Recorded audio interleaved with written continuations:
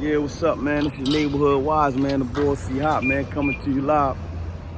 You know, as far as the podcast page, I've been meaning to get with everybody, but with all that's been going on this year, it's been a little hold up. So right now on the day, I got with me my man Rashid 10 Toes Down, man. Sitting here fresh off a fresh dub, fresh off 20 years. Just wanted to holler at him about a few things about his transition on coming back home. It's the one, slid out Ashland, Kentucky to go pick up, so I got a chance to see his energy and his vibe coming out, man. And standing up is a rare thing nowadays. It used to be the norm, but now it seems like it's something that's not a norm anymore. So I just wanted to ask you, man, how did you feel, man, going through your situation, man? Sitting for that 20 years, man, losing all that time out of your life. Mentally, it was rough, but it comes with the cost of being in the streets. When you're in the streets, this is what come with it. There's only two options out of it: death or jail. You know what I'm saying? But a lot of dudes take the easy way out, and they don't, they either get killed or they tell. You know what I'm saying? I stood tall. Then my time was rough. I lost family members. I lost my Umi, my Abu. You know what I'm saying? And other family members, cousins and so on and so on. So, but I prayed the law, so I stayed focused. I stayed grounded. And I prevailed. I came through. Alhamdulillah. So for me, in my opinion, one of the hardest things when you're away and you got like a decade or more, 10, 15, 20 years or so, one of the things you worry about most, because in there you see people die of bad health conditions, natural causes, or sometimes riots, people get poked up, stabbed, and a lot of different things, and a lot of different ways people can die. So you kind of like you hope that you make it through alive, just on the fact of being able to see the world again, see your family again, and stuff like that. And one of the biggest fears is losing mainly your mom, and if your pop around, a big fear is losing your parents. So surviving through the 20 years, and it's hard to see the light at the end of the tunnel when you're walking down the dub and hoping to make it back home alive. You heard me? And on top of that, hoping that you can make it back home to see your family members, mainly your mom and pop. And that one of the brothers, I'm gonna interview him soon. He had lost his mom a week before he finally got a decision to come home. So how did that affect you in your bid, losing your mom and your pop, mainly your mom? Because we had a lot of conversations about the closeness between you and your mom. So like losing your mom, how did that affect you in there? How do you feel about not being able to come back home? And because when you come home and you see everything for the first time again after 20 years, and one of the major keys of your life is missing, how did that affect you inside and out? Well, mentally, it was adversity I had to deal with. You know what I'm saying? It broke me internally. But when you in them joints, especially when you're behind the walls and stuff, and at the time when I lost her, I was happening to be in USP Pollock. You can't show a sign of weakness. You can't wear your emotions on your sleeve because the wolves will feed off you. So I just bottled it up, and with the bottle up, it turned into rage. So I had a lot of anger in me. You know what I'm saying? I was catching a lot of wreck, causing havoc and stuff like that. But after a while, after I lost her, Allah says He tests you, your taqwa when it comes to calamities. Taqwa is fear, and piety, and all these. And it tells you, you got to have hikmah and be humble and have sabr, patience. But at first it was a little hard on me, man. But because I promised her in the courtroom when I blew trial that I was going to do this. Don't worry about it, I got this. And she looked at me, she said, I know. So I was hoping, to keep my promise to her and walk out the doors, but that ain't happened, man. I don't know what the Lord's plan is. It was decreed. But as far as with me and the mental, I just stayed grounded, man. I stayed around some good brothers like Haas and a few other brothers, and I walked it down, man. It was rough. I ain't gonna sit here and say it was a walk in the park, but I did it. And now, when I came home, the transition was a little bit easy for me because I had dudes like Haas and other sahabas that we had out here. But at the same time, when I went to see her at the gravesite, all them emotions piled back up on me, and now there's a realization, you know what I'm saying? So I'm still dealing with mental situations and stuff like that, man. But I'm a strong individual. I always was, you know what I'm saying? So I carry a lot of weight on my shoulders, you know what I'm saying? I take it to Allah subhanahu wa ta'ala, I pray, you know what I mean? But other than that, it was rough, man. Losing my mom was one of the hardest things. I lost my grandma early on in the bed, and she partially raised me too. So that killed me. And then my pops, then my mom. So, you know, and a couple cousins, but when my mom, that took everything out of me, man. That was it. Because ain't nobody else on this planet gonna have your back like your mom. I don't care who they say they are. You know what would you, before you get into coming home and her not being here, because that was the part of dealing with it, being in that situation and that happening while you was there. What would you say to the young guys out here that's still running around? If you want mine, you know, sliding over here, 30 days, you know, come out, got his nice bike or whatever the case may be, you know, it's hope at the end of the tunnel. But what would you say far as in regards to the young guys out here now that's, you know, creating havoc and don't understand that what you got to go through those situations being in jail? Like the things that they, what would you say to try to prevent them from sitting for that time? You know, a lot of them go in and out, little county bits, little ones and twos, and they don't understand how it feel to lose a whole 2 generations of your life, 2 decades or a decade or more of your life, and to come back and everybody either dead or away, or it's just totally different, the world changing. I think it'll be, and I'm speaking for myself, I think it's selfish if a guy that experienced those type of adversities don't come home and spread that. When I left, you know, cell phones wasn't even existing. We was using pages. So now all this social media stuff, you got to use your platform and teach them. You know, I got a little cousin that pulled up on me a couple days ago, and he in the streets. You know, he do his 1s and 2s or whatever, you know.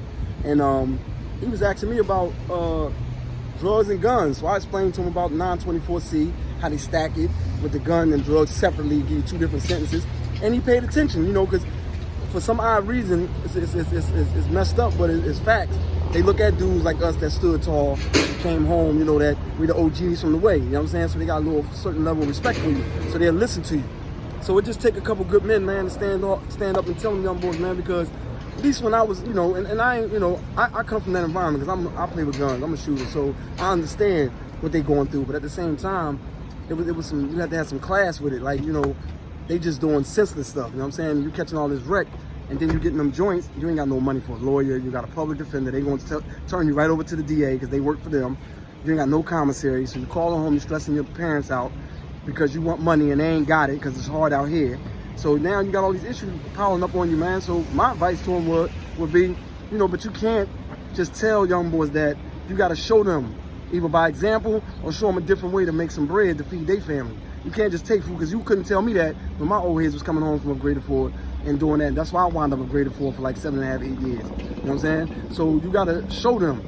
If you tell them, look, man, take that 10 to 15,000 you got, invest in some property, and show them in 6 months that they can see some income coming in that's greater than throwing rocks at the penitentiary, they might listen. But that, you know, that's the best advice I give to them, man. But you got to show them. You can't just walk on the corner and say, yo, that ain't cool and all that. They ain't trying to hear that. Right. You know what I'm saying? You know, most of them stay high. We did that in our days, smoke wet, you know, smoke weed and all that. Everybody did their own little 1s and 2s, man. You know what I'm saying? So I understand them more so. You know what I mean? But I'm just saying you got to be better at it. You got to lead by example, man. That's the whole thing, man. So what was the biggest thing coming home, and what was some of the biggest changes and some of the big adjustments that you have to make after coming home, after standing up tall? Because, you know, a lot of young people today don't understand the importance of standing up tall. A lot of them, they hear it in music or they hear a bunch of stuff, but they see a bunch of people falling.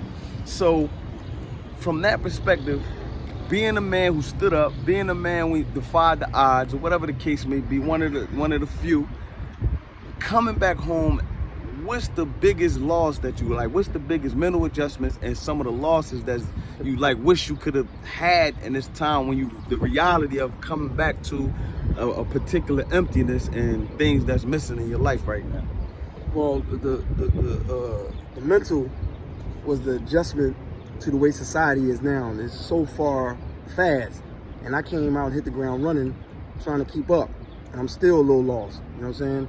Then being away from a female for so long, you got to adjust to relationships, man. All that stuff is like hard work, man. You got to really put your mind into it and things of that nature, open-minded, you know what I mean, be able to adjust to, you know, different things. Because when you in jail, you got one set pattern for 8 hours, 24 hours a day, 7 days a week, 365 days a year. The same pattern for years in and years out. So when you come out here, you got to adapt to other people's environment, give them their space, you You know, you got to know what the likes and dislikes and what to do and what not to do. It's totally different, man. I came out this joint, man. I got in the shower with my drawers and shower shoes on, tripping. You know what I'm saying? 'Cause I'm thinking I'm still in the joint, man. That's the mental.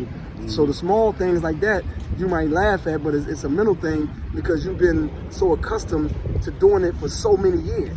Standing up at 4 o'clock count every day. Like things like that might be small, but it triggers over into when you get into society. Right. You know what I'm saying? So you got to actually grasp what it is, and hopefully you got a strong support system, man. Like, you know, I got a strong support system. So one of the things that it was pleasing to me to come home and help me adjust was I got nieces and nephews that I never met. So when I came out and I started getting around them, it humbled me a lot, you know what I'm saying? Because I want different for my nephews, my niece too, but my nephews specifically. You know what I'm saying? So I know I got to do better in order to teach better. You understand? So I'm already, that's my goal. You know what I'm saying? And enlighten the young brothers and stuff like that too. You know what I'm saying? You can't reach everybody. I'm watching social media. I see all the young boys praising the dude 6ix9ine. On this dude done roofed 1,000 dudes, man. But why you don't praise? What you mean by, just to be clear, what you mean by roofed 1,000 dudes? The dude 6ix9ine is a known rat. You know what I'm saying? And he told on a lot of dudes, but yet he got 1.2 million likes on his talking about rats. Like he's admitting that he told on somebody. So if a real dude like Haas is doing this and he don't get 10,000 views, come on, man. He stood tall too. So that's what I'm saying, how times have changed. When I was coming out, I knew the rules about telling. My old heads would discipline you, you know what I'm saying, about that. You know what I mean? So nowadays, it's cool. But you know what? I'm going to say something on some real stuff. I think we let the youth down because a lot of us were snatched off the street in the 90s and stuff like that. So we didn't get a chance to give the game that the old heads gave us. So they went astray and they just started running rapidly. They was raising themselves pretty much. That's why they didn't have the rules to the game. Then certain people start getting caught, put in the game that ain't supposed to be in the game. You know what I'm saying? And this is where it went air at. When I was coming up, you ain't had no connect if you wasn't official. You got to check your bloodline, make sure you're thoroughbred. You know what I'm saying? Nowadays, dudes give work to anybody. You don't know what this dude about. Next thing you know, as soon as he get popped, he ain't got to be in the district. He in the back of the squad car. He gonna get you up. And anything else he know about you. You know what I'm saying? So that's the difference that I had to adjust to out this joint, man. You know, outside all the tight clothes and shower shoes they walking around with in this joint. But other than that, yeah. Yeah, it's fun. It's crazy people walking around with slippers. Yeah, the stuff that we wore in the shower. Like you definitely I don't even go in the block. I don't walk on the block with like that. Yeah, you can't. That's a no-no. Not in the world because the world changed. There was a lot different from, you know, times when we came up. But in closing, man, you know, this whole thing is to interview regular people, man, that been through real life stuff and a bunch of different stuff, you know. Yeah. We got, you know, I got a lot of lined up people that got popularity. I got people that ain't known at the time or only known by their generation and different stuff like that. But in this world, man, we got to hear from all aspects, all angles, and all sides. And if you had one last thing in closing, to keep it not too long, but long enough to get the points across. In closing, like, what will be your message to anybody and everybody? Whether it's a woman, female, child, or grown. I'm gonna say this. The main objective is, man, if you're Muslim, don't abandon your salat. That's the best advice, nasiya, I can give you. Continue to offer your 5 prayers, man. Even if you're late or whatever, I understand people got jobs, you can't make it on time, but pray. Because as soon as you stop praying, you're doomed, man. Because you ain't got no guidance after that. If you stop giving the law subhanahu wa ta'ala his rights, then you're gonna have issues. So I don't really got to go into elaborate detail about don't do this, don't do that. I'm not here to preach to you or nothing like that. I'm just saying, as a Muslim, I'm a Muslim, and I'm a striving believer because it's better to struggle on the right path than to strive on the wrong. So I'm struggling like everybody else is with mine. But at the same time, I know that I'm not going to abandon my salat. All right, one more for a little bit more. You know, we understand that too wholeheartedly, but we might have some people that's not Muslim that's taking the good advice that you're giving. Well, the advice I would say is relating to your experience somehow by having a father in jail, big brother, cousin, whatever the case may be. Pick up a book. Y'all spending money on weed and perks and all this other stuff. Pick up a book, man. Learn the law, man, because I was naive to the law, man. I did 8 years upgraded for it and came home and caught a Fed bid in 10 months and got 20 years. So out of 28 years, man, I was only on the street 19 years of my life. You understand? So I didn't know about the Fed side. I'm just going out there on the rumble tip because I rumbled the state. And that's what I was known to do and taught to do. You fight, you know what I'm saying? You don't tell on yourself, especially when you ain't got no co-defendant. So the whole thing is, I would tell you to get some books, man. Learn about the law, man. Things that you're getting into, man, because them people ain't playing fair, man. They giving out football numbers. They gave me 240 months for a pistol, man. a gun. I mean, And that's for the street guys. Give me something for the women, so we can wrap this thing. Give me women, something from the young youth, for women, the young and women, in the general. young women. I honestly, I have more to say because I always wanted to talk about that. But it start with y'all, because most men, matter of fact, 90% of the men do things to impress y'all. So if y'all higher y'all standards up with the type of men that y'all deal with, then they'll do things differently. If you tell them you want your boyfriend, look, I want somebody that's going to school and all that type of stuff, and college and trying to be better in life, then they're going to try to step their game up and do that if they love you like that. Because that's what we did when we was growing up. All we did was got clothes, dressed fly, drove the loudest cars, because we tried to impress abroad. That's what it boiled down to. So the young women, that's where you start at. Build your self-esteem up and build your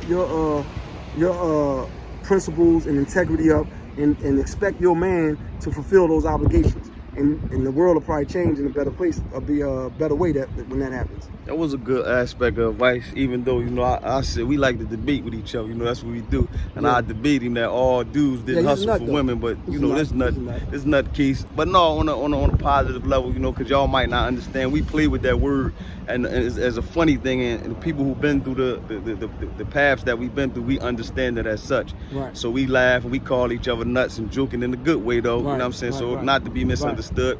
But closing out, man, you know, I hope that everybody listened to this and got something out of it, man. And we just want to talk and reach out to everybody, man, and let everybody hear different stuff from everybody, because it need to be heard, and we need to hear regular, everyday stuff. Not always the glitz and the glamour and all the fame and all the good and and you know, a lot of people putting up false images, you know. They might be struggling, might not have nothing, but they putting up these pictures with the flies clothes and the flies cars, and they might be struggling, and there might be a deeper story behind it. So I just want everybody, you know, who visit the page and who don't mind sitting through these type of interviews to get some type of benefit. You might not even agree with everything. You might not benefit from everything. You might not understand or get the experience of everything, but hopefully if we can touch one person, and if somebody, just one person, can get something out of this, if it's one young guy in the street, if it's one young girl, whoever, then we did our job. And thank you over and out, man. You can reach me at N_Wiseman41. You know, we're gonna come with a lot of more topics. You know, you can always DM the page if you want to be interviewed or if you want to talk about a specific topic. That's what I'm here for. So, you know, y'all all peace out, man. All y'all have a good day and be safe in these mad times that we're going through.